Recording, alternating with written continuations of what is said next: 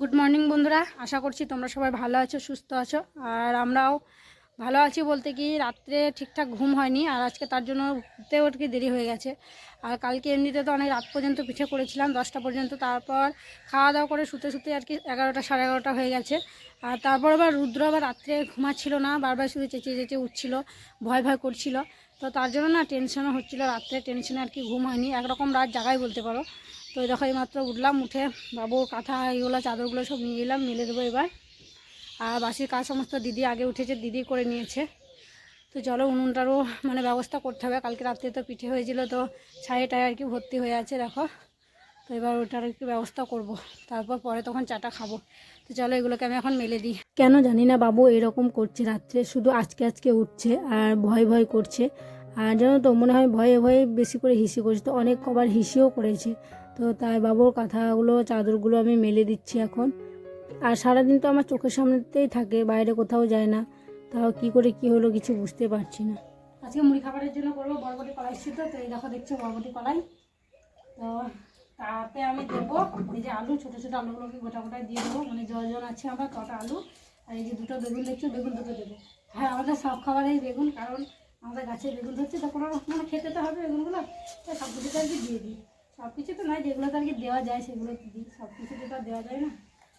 বেগুনগুলোকে দেখো কেটে কেটে এবার দিয়ে দেবো, দিয়ে 3টে সিটি দিলে হয়ে যাবে।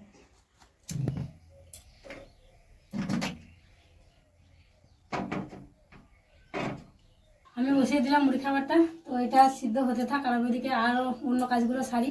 আর এখানে দিলাম একটু সামান্য মতো লবণ আর একটু তেল। তো চলো সিটি করুক, তারপর থেকে আমি কিছু কাজ সারি। কালকে রাত্রে পিঠে হয়েছিল, এখন দেখো আগুন হয়ে আছে, তাই আমি বাটিতে করে তুলছি। দাও আমার হয়ে আছে, এখন এত গরম বাটিতে আমি ধরে রাখতে পারছি না। যাই হোক এইভাবেই ছাইটা তুলতে হবে, নাহলে তোমার এই উনুনে রান্না করতে হবে, না তুললেও হবে না। তুলে নিই কোনো রকম করে। খুব গরম, সারা শীতে মনে হচ্ছে বাটিটা ধরতে হবে।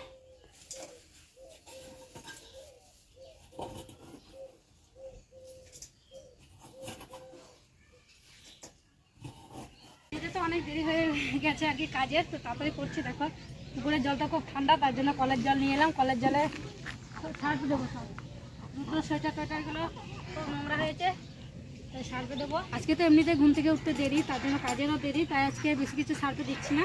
দুটোর একটা প্যান্ট আর একটা সোয়েটারটা আর কি দিচ্ছি।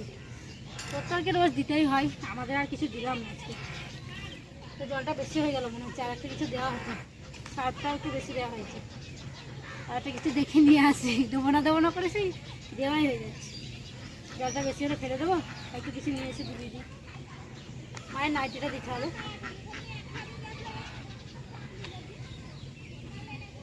শাশুড়ি মাকে ঘুম থেকে উঠিয়ে ব্রাশ করিয়ে তারপরে খাইয়ে দিয়ে দেখো এখানটায় আমাদের বাড়ির সামনেটায় বসিয়ে দিয়ে গেলাম। যতক্ষণ আর কি মুড়ি খাবার বেলা হবে মা এখানেই বসে থাকবে। শাশুড়ি মাকে রোদে বসিয়ে দিয়ে এসে আমি আর ঘরে ঢুকলাম না। তো লালির কিছু গোবর ছিল, সেগুলোকে শান্তি আর কি শুরু করে দিলাম। তো লালি তো মাঠে যায় না, তার জন্য একটু শক্ত শক্তই গোবরগুলো তাই পায়ে করে একটু নরম করে নিচ্ছি, তারপরে একটু হাতে করে করে নিলে আর কি দেওয়া হয়ে যাবে। তো দেখো পায়ে করে একটু নরম করে নিয়ে আমি আবার গেলাম জল আনতে। জল নিয়ে এসে এখন হাতে করে একটু গোল গোল করে নিচ্ছি, যেন নিয়ে যাওয়ার মতো হয়। একটু আঁচড়ে নিচ্ছি, আর আঁচড়ে নিলে না ভালো হয় আর কি মাখাটা, তাই আঁচড়ে আঁচড়ে হাতে করে এভাবে মেখে নিচ্ছি। আর কি জানো তো বিয়ের আগে কোনোদিন আমি গোবর দিইনি, তো দিতে পারতামই না। তো শ্বশুরবাড়িতে এসে আর কি নিজে থেকে দিয়েছি, তো খুব একটা ভালো হয় না। তো যেমনই হোক, আমি চাই না যে আমার জন্য কোনো কথা হোক শ্বশুরবাড়িতে, তার জন্য আর কি চেষ্টা করি যা হয় যা পারি আর কি সেরকমই দিই না তা নয়।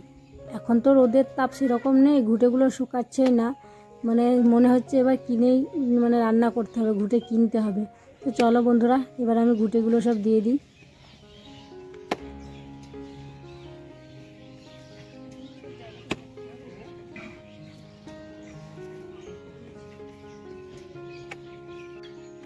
সেই যে ভিজিয়ে রেখেছিলাম জামা কাপড়গুলো এখন আমি কাচতে শুরু করলাম। আর দেখো আমাদের তো পাকা ঘাট, তো পাকা ঘাটে কাচতে আর কি খুব ভালোই সুবিধা হয়। আর এরকমভাবে আছড়ে আছড়ে যদি কাচা হয় না, খুব ভালো পরিষ্কারও হয়। আর এখন বুঝতেই পারছো শীতের সময় তেলটা একটু বেশি মাখছি, তো একটু ময়লাও বেশি হচ্ছে, তাই এইভাবে আছড়ে আছড়ে আর কি কেচে পরিষ্কার করে নিচ্ছি। এবার আমি একদম সান ছেড়ে ঘরে যাব। সকাল 8টা থেকে ঘুম থেকে উঠে কাজ করতে শুরু করেছি। আর এখন বাজছে দুপুর 12টা। এই 12টার সময় আর কি জলখাবার খাচ্ছি। এদিকে মারও খাওয়া হয়ে গেছে। তো অনেকে দেখি ব্লগ করে, সবাই টাইটেল দেয় যে 1 ঘন্টার মধ্যে বাড়ির সমস্ত কাজ সেরে ফেলাম। তো ভাবি তারা মানুষ নাকি মেশিন? 1 ঘন্টার মধ্যে কি সমস্ত কাজ সারা যায়? তোমরাই বলো। আমি উঠেছি 8টার সময়, এখন বেজে গেল 12টা। এখন কত কাজ আছে সারাদিনের মধ্যে? বলতে গেলে ওই একটা রুম ঝাড়াঝুড়ি বা কাচাকুচি, যে কোনো একটা কাজ করা যাবে সকালবেলা 1 ঘন্টার মধ্যে। আমি তো ঘুম থেকে উঠে আমার ঘর ঝাড় দিতে, ঘর মুছতে তো 1 ঘন্টা পার হয়ে যায়। তারপরে আরও কত কিছু আছে, সারা দিন লেগে যায় সংসারের কাজ করতে। তো জানি না তারা কীভাবে আর কি বলে যে 1 ঘন্টার মধ্যে সব করে ফেলবে। চলো, এখন মুড়িটাও খাচ্ছি না খুব তাড়াহুড়োর মধ্যে দিয়ে। এই যে রান্না বসা থাকে, 12টা বেজে গেল, 12টা বেজে গেল। আমি যেগুলো দিই সেগুলো রিয়েল দেওয়ারই চেষ্টা করি, যতটাই সময় লাগুক না কেন। তো যারা আর কি বলে 1 ঘন্টার মধ্যে দিলাম আর কি, তো তাদের আর কি ক্যামেরার মধ্যে এগুলো সম্ভব হয়। তো বন্ধুরা দেখো, রান্না বসিয়ে দিয়েছি। আর এমনিতে তো অনেক দেরি হয়ে গেছে আজকে রান্না বসাতে। সবজি টবজি সব নিয়ে চলে এসেছি উনুন সালে, এখানেই কাটাকুটি হবে, এখানে রান্না করা হবে। আর কালকে তো পিঠে করার জন্য ঝিক করা হয়েছিল, তাই আর কি বেশি এদিকে আজ বেরিয়ে যাচ্ছে। এদিকটায় কড়াই টড়াই বসানো যাবে না, তাই একে একে আর কি হবে। তো ভাতটা এদিকে হোক, আমি দেখো তো সবজিগুলো কাটি। আর এই যে চাল গুঁড়িগুলো কালকে গুঁড়ো করে নিয়ে এসেছিলো, একটু রোদে না দিলে কী হবে, ঘুমে যাবে, বন্ধ হয়ে যাবে। তার জন্য ভালো একটু রোদে দিয়ে দিই, যে নেড়ে চেড়ে আমার এখানটাতেই থবো, যেন আমি দেখতে পাই, কিছু যেন মুখ না দেয়। আর এই যে দেখো ডিম, এগুলো হচ্ছে আমাদের মুরগির ডিম। তো এগুলো মানে অনেক দিন থেকে জমিয়ে রাখা হয়েছে, খাইনি। মানে সবার একটা করে হবে, তখন রান্না করবো বলে জমিয়ে জমিয়ে রেখেছি। তো আজকে হয়ে গেছে 8জন আছি আমরা। তো আজকে ডিমের ঝোল রান্না করব, গোটা গোটা ডিমের ঝোল। আর মাকে এদিকে খাইয়ে দাইয়ে মানে শুয়ে দিয়ে এলাম, জানো তো তোমরা মা অসুস্থ। আর দিদি গেছে কি বলতো, আমাদের কাকা শ্বশুরের মেয়েকে দেখতে আসবে, ফোনে দেখতে আসবে আর কি, বিয়ের জন্য। তো দিদি গেছে ওখানে ওদের বাড়িতে রান্নাবান্না করতে। আর আমি এই বাড়িতে রান্না করছি, আমি বাড়িতে রান্না করি। তো আমার রান্নাবান্না হয়ে যাওয়ার পর আমিও যাবো ভাবছি। তো দেখি রান্নাবান্না কমপ্লিট করি, এখনও প্রথমগুলো আসেনি, তবে আসবে। রান্নাবান্না করে নিয়ে গিয়ে যাবো। বন্ধুরা, তোমাদেরকে তো বলেছিলাম যে আমাদের এক ননদকে দেখতে আসবে আজকে, তো যাব আমি। কিন্তু কি বলো তো, সারাদিন মানে বাড়ির কাজকর্ম করতে করতে, খাওয়া দাওয়া করতে করতে মানে আমার দেখাই হলো না। মানে এতটা দেরি হয়ে গেছে আমার রান্নাবান্না করতে, খাওয়া দাওয়া করতে। তো ওরা মানে চলেই গেছে। তো কী বলতো, রান্না করতে করতেও তো যাওয়া হয় না। আবার রান্নাবান্না করলাম, করে শ্বশুরমশাই বাড়িতে আছে, শ্বশুরমশাইকে খেতে না দিয়েও আর কি যেতে পারছিলাম না। তো খাওয়া দাওয়া করতে আমাদের 3টে বেজেছিলো। মানে খাওয়া দাওয়ার পর আমি গেলাম, গিয়ে দেখছি কেউ নেই। মানে পাত্রপক্ষ চলেও গেছে, আবার কনে পক্ষরও সাজ পোশাক আর কি সব খুলে ফেলেছে, যেমন বাড়িতে থাকে সেরকমই আর কি আছে। তো এইমাত্র গিয়েছিলাম, দিয়ে চলে এলাম। আর শুনছি নাকি যে বড় বোনকে দেখতে এসে ছোটো বোনকে আর কি পছন্দ, মানে যে বড় তাকে দেখতে এসে যে ছোট তাকে পছন্দ করেছে। কিন্তু কি জানো তো, ওরা হচ্ছে যমজ, মানে দুজনের মধ্যে কোনো অমিল নেই, দুজনে একদম একই দেখতে। আমারই 6 বছর বিয়ে হলো, কিন্তু আমি বলতে পারবো না কোনটা রমা কোনটা পরমা, মানে দুজনে একই সেম মুখ, একই দেখতে। তো ওরা বলছে যে ছোটোটাকে বিয়ে করবে, ছোটোটাকে পছন্দ, এই পর্যন্ত আর কি শুনলাম। তো তারপর দেখে গেল আর কি, ফোন করে সব জানাবে।